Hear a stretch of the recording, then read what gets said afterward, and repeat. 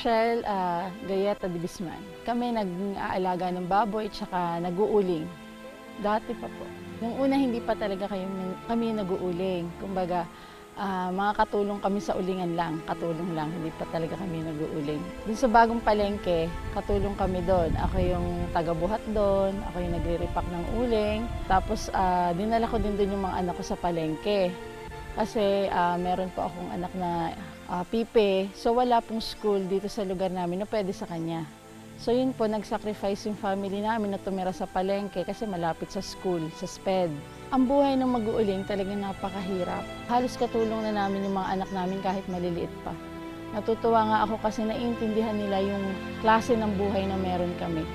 Kumbaga hindi sila nagre-reklamo kahit maaga din silang gumigising, tumutulong na sila sa amin. Talagang nakikipagsapalaran ka, unang-una kalusugan mo, delikado, di ba? So, yun talagang mga nag-uuling dito sa lugar namin, yung talagang wala ng choice.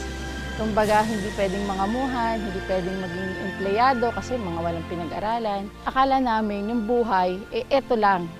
Hindi kami nangarap nung una. Dati, yung dinidelivera namin ng uling, kaibigan niya, inimbitahan ako. So sabi ko, bihira lang ang taong makikipag-usap sa amin, nakukumbinsihin kami, kumbaga hinihikayat kaming umattend sa orientation. Nakumbinsi po akong umattend ng orientation, unang-una, sabi nga po nung upline ko, Neng, ito na yung negosyo na tamang-tama sa'yo. Ito yung negosyo na walang pinipiling tao at ito na yung chance mo para yumaman ka. So ganun po, sabi po nung upline ko, makinig ka lang. So ako naman nga po, syempre nervous ako, nakinig din po ako. Natapos na po yung na-demo yung products, sabi niya po, negosyo. Pag negosyo, may puhunan. So akala ko walang puhunan. Akala ko pagbibentahin lang kami, pahihiramin kami ng produkto, tapos yun na.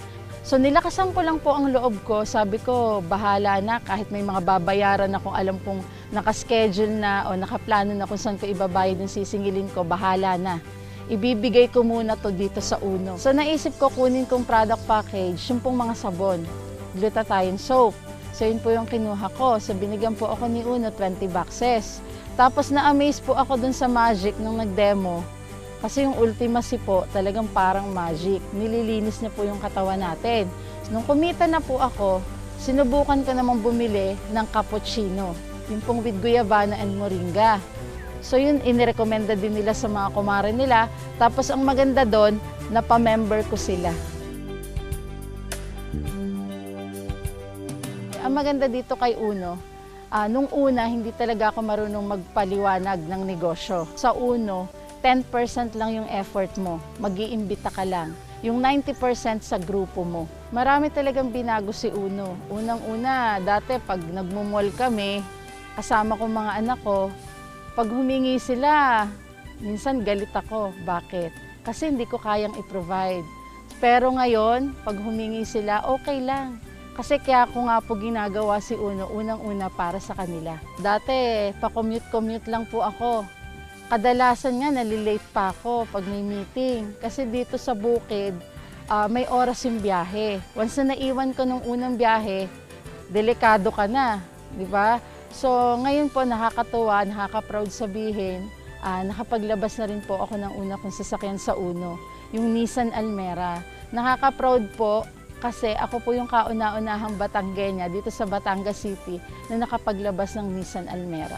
Gusto kong sabihin, sa gumawa ng Uno, sa may-ari ng Uno, sa lahat po ng uplines namin, thank you po kasi binigyan nyo ng tamang-tamang opportunity ang mga taong kagaya ko na akala nung una wala ng pag-asa, na nung una nabubuhay lang sa simple.